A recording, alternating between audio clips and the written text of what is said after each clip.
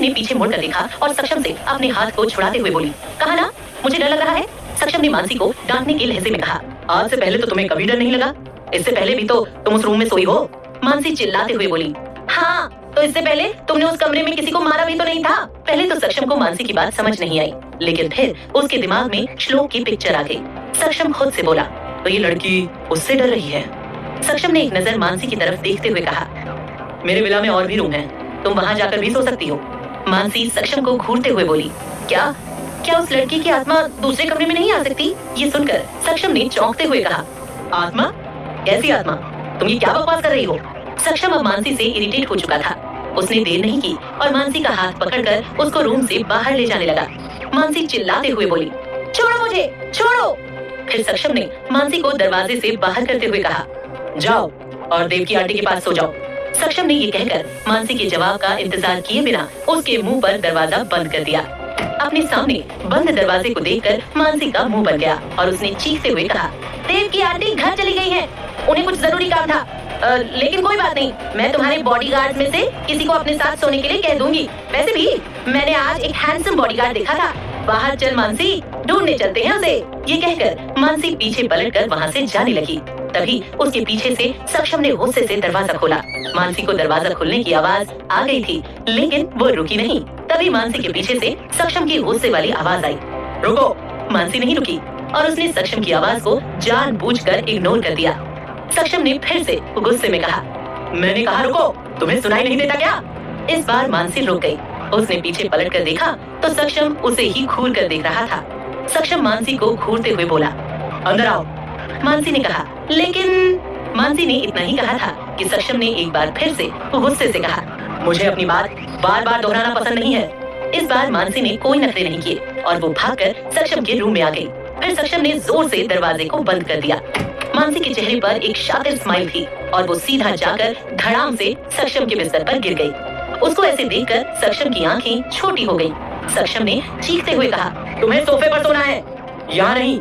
मानसी ने अपना सर ऊपर उठाया और कहा, मुझे सोफे पर नींद नहीं आती, इसलिए तुम सोफे पर सोओगे, मैं यहीं सोऊंगी। वाह, कितना मुलायम है ये बिस्तर। मानसी ने प्यार से बिस्तर को छुआ।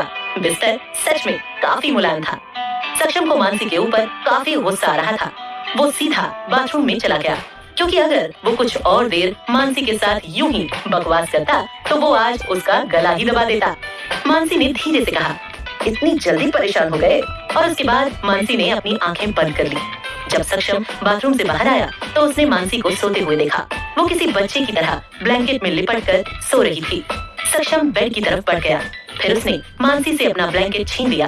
ब्लैंकेट छीनने की वजह से मानसी की नींद भी खुल गई। मानसी ने जब सक्षम को खुद के इतना करीब देखा तो वो एकदम से बेड से कूद गई। उसने गुस्से से सक्षम को देखा और कहा, तुम पागल हो क्या? सक्षम ने उसकी बात का कोई जवाब नहीं दिया और वो कंबल लेकर सो गया। मानसी उसको मुंह खोले देखे जा रही थी। उसने गुस्से से सक्षम को देखा और जाकर सोफे पर लेट गई। सक्षम के रूम में रखा हुआ सोफा काफी बड़ा था, इसलिए मानसी वहाँ भी आराम से लेट गई। लेकिन जैसे जैसे रात गहरा रही थी वैसे वैसे ठंड बढ़ती जा रही थी। मानसी को काफी ठंड लग रही थी, लेकिन गहरी नींद में होने की वजह से वो अपनी आंखें नहीं खोल पा रही थी। आधी रात के करीब सक्षम की नींद खुली तो सक्षम ने मानसी को कांपते हुए देखा। वो उठा और उसने अपने कंबल से उसको ठीक से कवर कर दिया। फिर सक्षम ने धीरे से कहा, मुझे पता है कि तुम मुझे परेशान करने ही यहाँ आई हो। फिर जाकर वो भी बेड पर सो गया। सुबह जब मानसी की नींद खुली तो वहाँ सक्षम नहीं था। उसके बाद उसने अपने ऊपर ब्लैंकेट को देखा तो वो हैरान रह गई। जब मानसी फ्रेश होकर नीचे आई तो उसने सक्षम को टेबल पर बैठे हुए देखा। सक्षम ने ब्लैक कलर का हैंडमेड सूट पहना था। वो न्यूज़पेपर पढ़ रहा था और काफी सीरियस लग रहा था और इस वजह से वो काफी ज्यादा हैंडसम भी लग रहा था। कुछ देर के लिए मानसी भी उसे देखकर स्तब्ध रह गई। तभी सक्षम की कठोर नजर भी उससे मिल गई। सक्षम ने मानसी को घूरते हुए देखा तो उसकी आंखें छोटी हो गई। सक्षम ने मानसी से कहा, ऐसे क्या देख रही हो? मुझे जान से मारने का प्लान है क्या? मानसी एकदम से अपने ख्यालों से बाहर आई और उसने सक्षम को ताना मारते हुए कहा, तुम्हें मारना इतना आसान होता तो कब का मार चुकी होती, इतना वेट नहीं करती। ये कहते हुए मानसी सक्षम के सामने वाली चेयर पर बैठ गई। सक्षम बोला, सोचना भी मत। और उसके बाद उसने न्यूज़पेपर को बंद कर दिया। उसी वक्त एक 22-23 साल का लड़का जिसने ब्लैक कलर की यूनिफॉर्म पहनी हुई थी वो सक्षम के पास आया। वो लड़का काफी ज्यादा हैंडसम और स्ट्रिक्ट लग रहा था। उसने पहले आकर सक्षम को ग्रीट किया और फिर मानसी को ग्रीट किया। सक्षम ने अपनी प्लेट में ब्रेकफास्ट लेते हुए उसकी तरफ बिना देखे ही कहा, बोलो क्या न्यूज़ है? उस लड़के ने सक्षम की बात सुनने के बाद मानसी की तरफ देखा। वो सोच में था कि मानसी के सामने अपनी बात कहे या नहीं। इससे पहले कि वो इस बारे में सक्षम से पूछता, उसी वक्त सक्षम ने कहा, ऐसा समझो कि ये यहाँ है ही नहीं। मानसी जो अपने सामने खड़े उस बॉडीगार्ड को देखकर खुश हो रही थी, सक्षम की बात सुनकर उसका मुंह बिगड़ गया। मानसी ने गुस्से से सक्षम को देखा, लेकिन सक्षम को इससे कुछ फर्क नहीं पड़ रहा था। बॉडीगार्ड ने अपनी बात बताते हुए कहा, बॉस हमने उसको पकड़ लिया है। उसके पास से हमें कुछ जरूरी सामान भी मिला है, लेकिन वो कुछ बोल नहीं रहा है। हमारे लिए आगे क्या ऑर्डर है?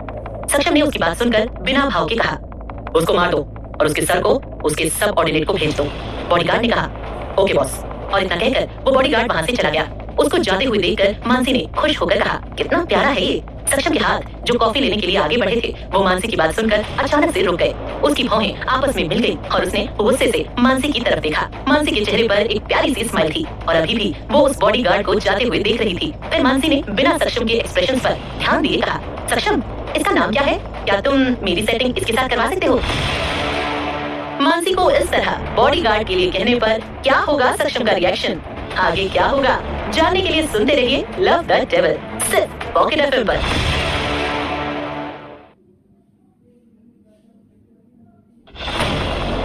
मानसी की नजरें अभी भी वही थी जहां से अभी वो बॉडीगार्ड गया था, जिसका नाम अमन था।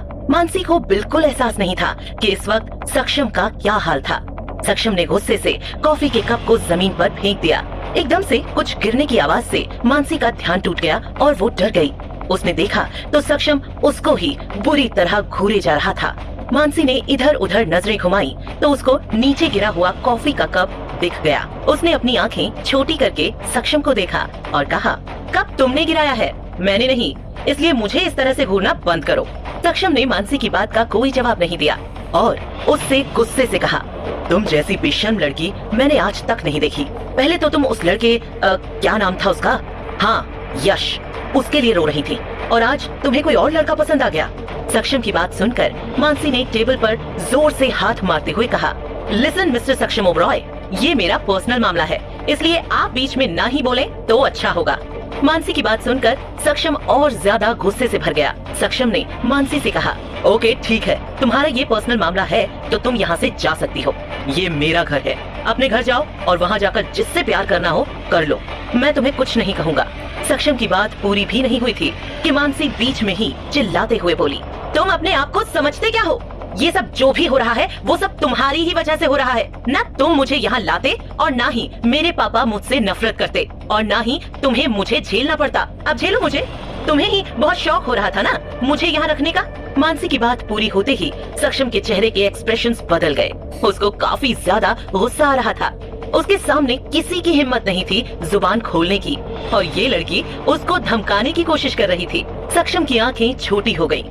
उसका मन हो रहा था कि वो अभी मानसी का गला दबा दे, लेकिन वो चाहकर भी ऐसा नहीं कर सकता था, इसीलिए वो गुस्से में वहाँ से उठकर चला गया। उसको जाते हुए देखकर मानसी के चेहरे पर एक गहरी स्माइल छा गई। मानसी ने टेबल पर देखा तो सक्षम बिना ब्रेकफास्ट किए ही चला गया था। मानसी ने अपने कंधे उचका दिए और अपना नाश्ता करने लगी। कुछ देर बाद विला के बाहर सक्षम गुस्से में खड़ा था। वो जल्दी से अपनी कार में बैठ गया और ड्राइवर को ऑफिस चलने का इशारा किया। जैसे ही कार चलने वाली थी कि तभी सक्षम की नजर बॉडीगार्ड अमन पर गई। अमन बाहर गार्डन में ही खड़ा होकर बॉडीगार्ड्स को कुछ इंस्ट्रक्शंस दे रहा था। अमन एक काबिल और जाबाज बॉडीगार्ड था। इतनी सी उम्र में उसने इतना कुछ सीख लिया था कि वो अकेला ही सक्षम के नए आदमियों को ट्रेनिंग दे सकता था। अमन की आंखें इस वक्त काफी कठोर थीं। वो 19 साल की उम्र से सक्षम के साथ था और वो सक्षम के लिए बहुत ज्यादा ईमानदार था। सक्षम की कार में उसके अलावा 2 और लोग थे, एक उसका ड्राइवर और एक उसका बॉडीगार्ड, जिसका नाम अय्यर सोमन त्रिवेंद्रे सुबह सुलेस्वे था। ये उस बॉडीगार्ड का पूरा नाम था। सक्षम ने उससे कहा, सोमन आज से तुम यहाँ रहकर विला की देखभाल करोगे और नए आदमियों को ट्रेनिंग भी दोगे और मेरे साथ अब अमन रहेगा। सोमन ने कहा, लेकिन बॉस। सोमन कुछ कहना चाहता था, लेकिन सक्षम ने उसको बीच में रोक कर कहा, फॉलो माई ऑर्डर। उसके बाद सोमन की कुछ कहने की हिम्मत नहीं हुई और वो कार से उतर गया। उसने जाकर अमन को पूरा मामला समझा दिया। उसके बाद अमन सक्षम की कार की तरफ बढ़ने लगा। सक्षम उसको अपनी तरफ आते हुए देख रहा था और उसके दिमाग में बार बार मानसी की कही बात घूम रही थी। अमन आकर कार में बैठ गया। सक्षम ने उसे देखकर थोड़ी जलन महसूस की और उसने मन ही मन कहा, ठीक हुआ कि मैंने अमन को खुद के साथ रख लिया, वरना वो बेशर्म लड़की इसके ऊपर झपटने का कोई मौका नहीं छोड़ती। जंगली कहेगी। मुझे अब किसी भी तरह उससे अमन को दूर रखना होगा। सक्षम पूरे रास्ते मानसी के बारे में सोचता रहा। वो कभी गुस्से में तो कभी नफरत से मानसी को याद कर रहा था। उधर मानसी पूरे घर में इधर उधर चक्कर लगा रही थी। उसको काफी बोरियत हो रही थी। मानसी ने खुद से कहा, अरे यार, ये शैतान कब आएगा? ये तो रोज इसी तरह सुबह से शाम तक घूम रहेगा। हे राम, अब मैं क्या करूं? हाँ, एक काम करती हूँ, गार्डन में जाकर अपने स्वीटहार्ट को देखती हूँ, कम से कम टाइम तो पास हो जाएगा। ये सोचते सोचते मानसी बाहर गार्डन में पहुँच गई। उसने एक एक करके सभी काले कपड़े पहने आदमियों पर नजर डाली, लेकिन उसको अमन कहीं नहीं दिखा। तभी उसके सामने से एक बॉडीगार्ड गुजरा। मानसी ने उसको रोकते हुए कहा, यहाँ पर एक हैंडसम सा लड़का होता है जिसके काले बाल, काली आंखें और गोल चेहरा है, और उसके चेहरे पर ज्यादातर काला चश्मा चढ़ा रहता है। वो लड़का दिखाई नहीं दे रहा, कहाँ है वो? मानसी के पूछने पर उस बॉडीगार्ड ने थोड़ा सोचा और सब तरफ अपनी नजरें घुमाने के बाद बोला, मैडम, कहीं आप अमन की बात तो नहीं कर रही? मानसी ने कुछ सोचा और फिर कहा, मुझे उसका नाम नहीं पता। उस बॉडीगार्ड ने कहा, अच्छा, लेकिन यहाँ पर सब है जो आमतौर पर होते थे, बस अमन नहीं है। उसको आज बॉस अपने साथ लेकर गए हैं। तो मानसी तुरंत समझ गई कि जरूर वो अमन ही होगा जिसको सक्षम अपने साथ लेकर गया है। मानसी ने अपनी मुट्ठी कसकर बंद कर ली और उसने आसमान की तरफ देखकर कहा, सक्षम ओबरॉय, तुम्हारी हिम्मत भी कैसे हुई मेरे प्यार को मुझसे दूर ले जाने की? आज आओ तुम घर। तुम्हारा कुचुम्बर नहीं बनाया तो मेरा नाम भी मानसी मेहरा नहीं। ऑफिस में सक्षम का असिस्टेंट कार्तिक सक्षम को उसकी अगली मीटिंग के बारे में बता रहा था। तभी अचानक से सक्षम की नजर बाहर खड़े अमन पर गई। सक्षम उसको कांच की खिड़की से साफ देख सकता था। अमन बिल्कुल सीधा होकर खड़ा था और उसके पास एक एक करके ऑफिस में काम करने वाली लड़कियां आती जा रही थी। कोई लड़की उसके लिए खाना तो कोई पानी लेकर आ रही थी और लड़कियां बार बार उसको पर्ची दे रही थी। देखकर कोई भी बता सकता था कि उन लड़कियों ने पर्ची में अपना अपना नंबर लिखा हुआ है, लेकिन अमन उन सबको इग्नोर कर रहा था।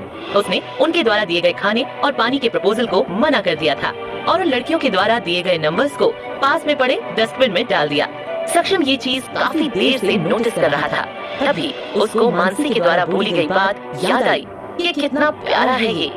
सक्षम रिपोर्ट देख रहा था। उसने कार्तिक को हाथ दिखाकर रोकते हुए पूछा, कार्तिक, तुम्हें अमन प्यारा लगता है? कार्तिक ने जब सक्षम की बात सुनी तो वो थोड़ी देर के लिए वहीं जम गया और फिर उसने सोचा कि शायद उसने कुछ गलत सुन लिया है। कार्तिक ने दोबारा पूछने के लिए अपना मुंह खोला ही था कि सक्षम ने दोबारा कहा, तुमने जो सुना है वो सही सुना है। क्या तुम्हें भी अमन प्यारा लगता है? सक्षम ने दोबारा बोला तो कार्तिक अविश्वास से उसे घूरने लगा। कार्तिक महसूस कर सकता था कि उसका गला अचानक से सूख चुका है। इतने अटपटे सवाल का क्या जवाब देगा कार्तिक? क्या सच में मानसी अमन को पसंद करती है या वो सक्षम को जलाने के लिए ऐसा कर रही है? क्या है सच? जानने के लिए सुनते रहिए love the devil only on pocket FM.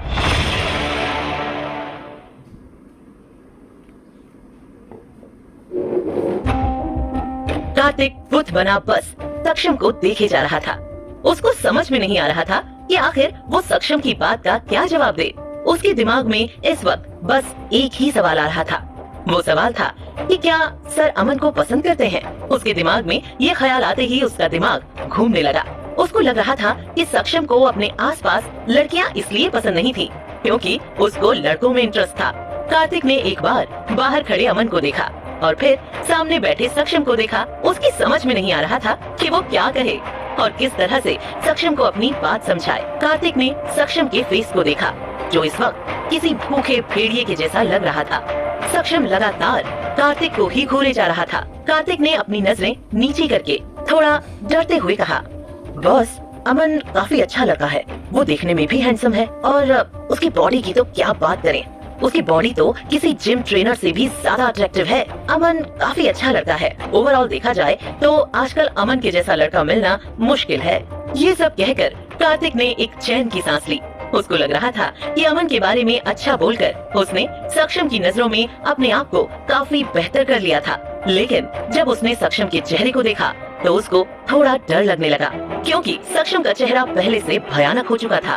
उसकी आंखें अंगारे उगलने लगी थी। कार्तिक की समझ में नहीं आ रहा था कि उसने क्या गलत कह दिया। उसने तो बस अमन की तारीफ ही की थी, लेकिन इसमें सक्षम को इतना गुस्सा क्यों आ रहा था?